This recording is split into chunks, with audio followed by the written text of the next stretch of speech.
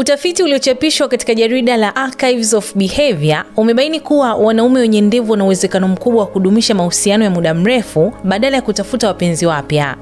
Watafiti waliochambua mamia ya wanaume wenye umri kati ya miaka 18 hadi 40 waligundua kuwa wale wenye ndevu nyingi na kamili walionyesha motisha kubwa ya kutunza uhusiano wao wa sasa na kujali familia, tofauti na wale walionyoa kabisa nyuso zao ambao walionekana kuzingatia zaidi kutafuta wapenzi wapya.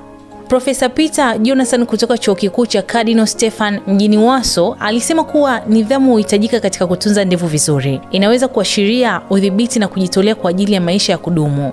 Alisema kuwa nidhamu inayohitajika katika kutunza ndevu vizuri inaweza kuashiria udhibiti na kujitolea kwa ajili ya maisha ya kudumu.